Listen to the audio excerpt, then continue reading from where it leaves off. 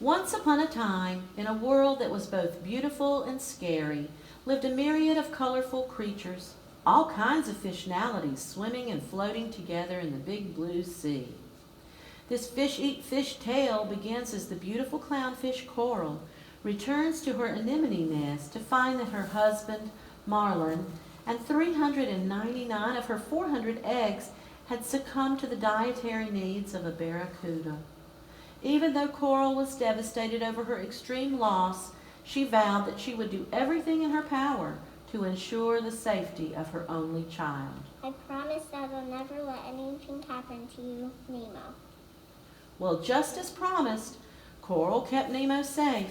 He was never allowed to go anywhere without his mom by his side. They rarely left the anemone, and Nemo was protected from everything. Coral catered to his every need. He had a weak fin, you know. So even when he was old enough to do things for himself, she still fed him, bathed him, dressed him, and bought him everything he ever wanted so he would be happy. No need for stress of any kind. But finally the day came for Nemo to go to school. Nemo, how's your lucky fin? It's fine, let's go! Coral took Nemo by the hand, and after looking both ways, they were joined by some other children on their way to the bus stop. Hey, so you're a clownfish, so tell us a joke. That's a common misconception about clownfish. Not all of us are funny. Oh, I got one. What's a girl's favorite fruit? Blueberry. Oh, you made me eat. Nemo, what's wrong with your fin? This is my lucky fin. I'll explore with it. One of our tentacles are longer than the other. And I do this and you can't tell. I'm H2O intolerant. Achoo! The children were getting along quite swimmingly when they noticed a strange object overhead. It wasn't Mr. Ray the bus driver, but Shelley thought she knew what it was. If she could only remember how to pronounce it, it was from one of those foreign languages, you know, the ones humans use. Was it a bot? A boat? It was a butt. It's a pretty big butt. I'm going to touch the butt. Coral could not believe what she was hearing. Nemo was about to swim out past the drop-off, heading to a boat and then into danger. She uttered the words Nemo had never heard before. No, Nemo, no. But it was too late.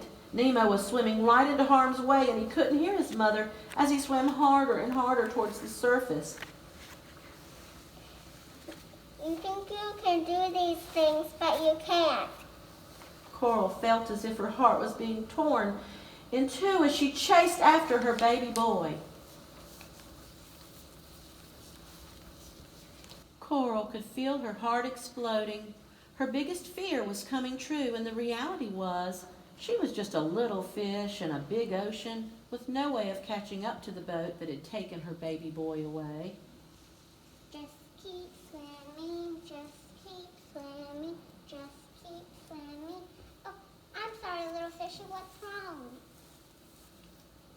I've lost my son. Have you seen a boat?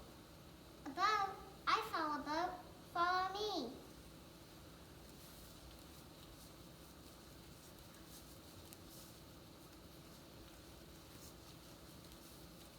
Hey, will you quit it? You want a piece of me? What are you talking about? You were showing me where the boat went. A boat? I saw a boat. Follow me. You already told me that. I did? I'm sorry. I suffer from short-term memory loss. Something's wrong with you. I have to find my son. As Coral turned to leave the somewhat odd blue tang behind, she was met by an even more bizarre trio.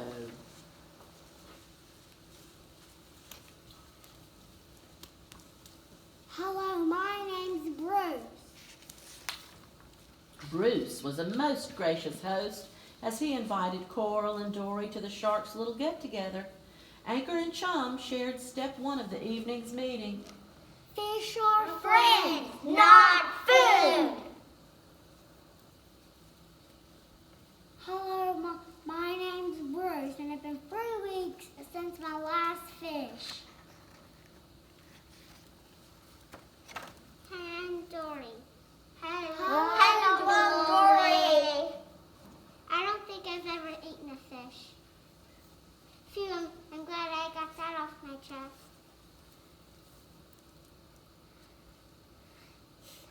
What about you? I don't think I have a problem. Denial! I've lost my son. Just as the sharks were about to dig deeper into this emotional revelation, Coral spotted the strange item that had fallen from the boat when Nemo was captured. It was a diver's mask, and Dory was delighted to see that it had words on it and she could read them. In their excitement, Coral accidentally hit Dory in the nose. When blood started to seep into the water, Bruce began to show his dark side. Boys, we're having fish tonight. Intervention!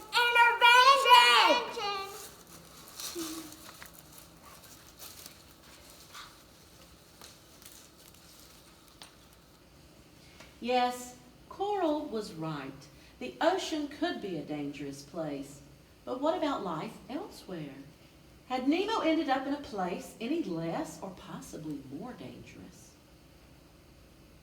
Do you know where my mom is? Probably back at the pet store. I'm Bubbles. I'm from the pet store. I'm Starla. I'm from Amazon.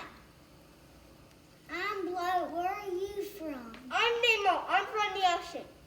I'm from the ocean too, kid. That's where we all belong. Gilda was the leader of the tank gang. She was a bonnethead shark, the only vegetarian shark known to man. Gilda was always trying to lead the cast of captive characters to follow her and break free from the confines of the glass walls. Perhaps with the help of the little fellow from the ocean, her latest plan would lead them to victory. But first, the new kid would have to prove himself in an initiation ceremony. And from the looks of things, they were going to have to move fast because Dr. Sherman's niece, Darla, was on her way to pick up her new pet, Nemo. Who's Darla? She's a fish killer. She'll never stop shaking the bath. No, I want my mom. As Nemo looked for a place to hide, he was sucked into the filter. Mommy, help me! Nobody touch him. You got yourself in there, get yourself out. I can't, I got a weak fin. It never stopped me. Gilda thought it was best to move on to the initiation ceremony. Bloat and Starla lit the ring of fire.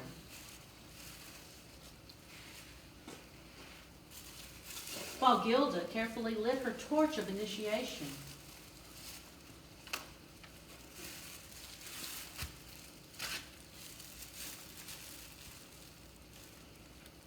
State your name. Nemo. The order of initiation was read. Nemo, newcomer of orange and white, you have been called forth to the summit of Wanahakalugi to join with us in the fraternal bonds of tankhood. Huh?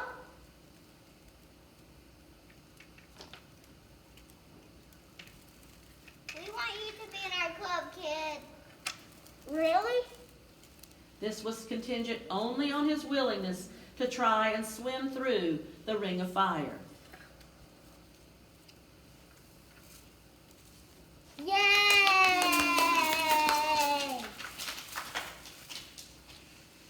From this moment on, you'll be known as Sharkbait. Sharkbait, hoo-ha!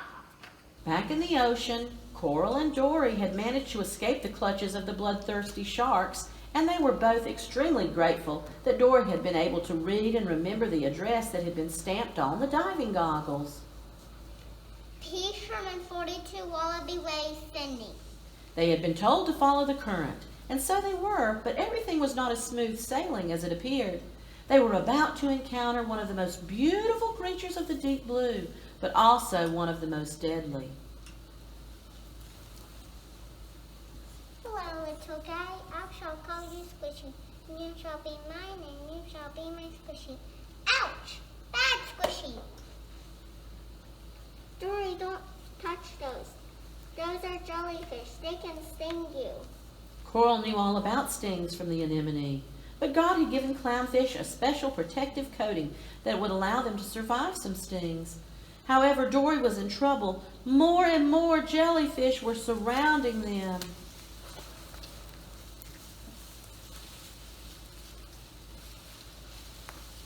And then slowly, everything faded into darkness.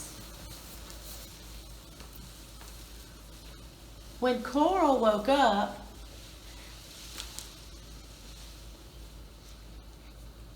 she felt a very calm energy hovering nearby. Dude, you're really taking on the jellies. Mrs. Turtle's mind was and call me Crush. Crush, I need to get to the EAC. Dude, you're riding it. Where's Dory? A little blue.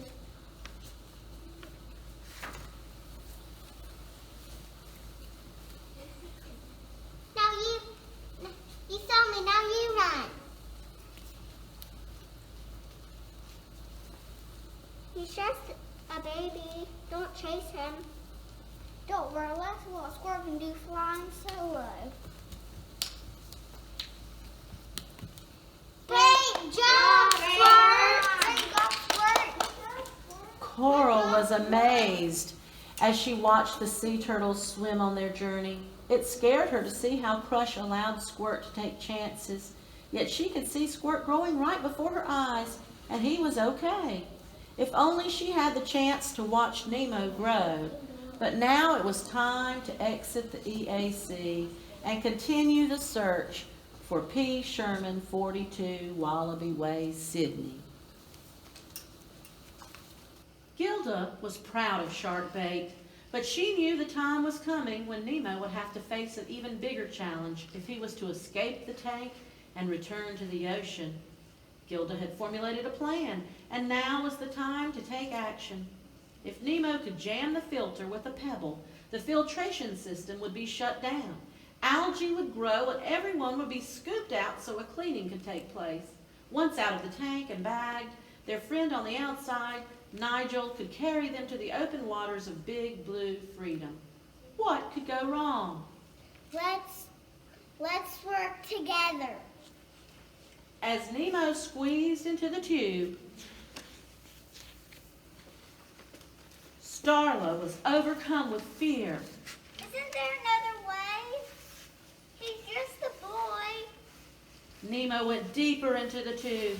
The tank gang heard the sound of the filter shut off, signaling their upcoming escape would be soon.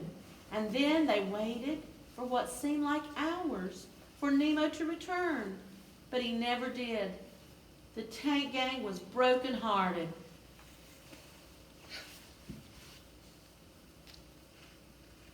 Sharkbait had given his all, and it was up to them to let the world know about the brave little fish named Nemo. They told their friend Nigel the pelican to spread the news of brave Nemo's efforts so that all the oceans far and wide would know of his sacrifice. Coral and Dory were getting closer. They could feel it. At least something was getting closer. A giant shadow grew bigger and bigger, and then the strangest sound came out of the far horizon.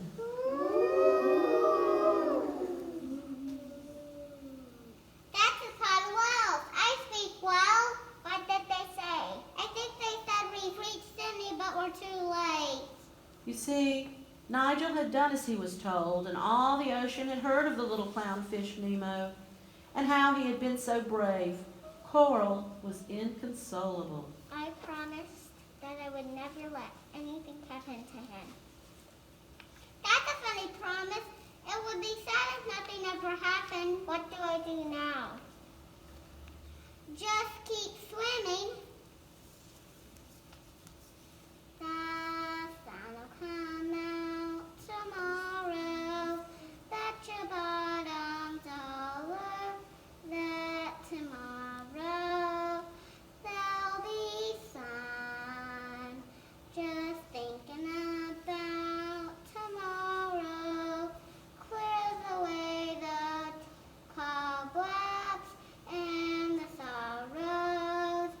Tomorrow, tomorrow, I love ya.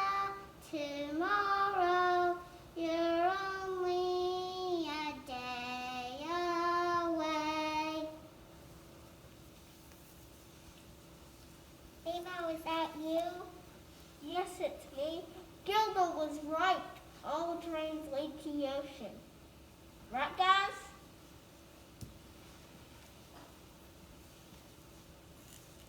It turns out the tank gang had followed the lead of the young clownfish, and now they would start a new adventure with lots of old friends, some new friends,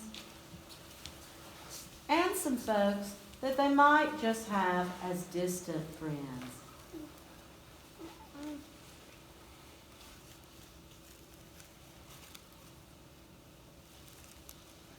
And like Dory always said,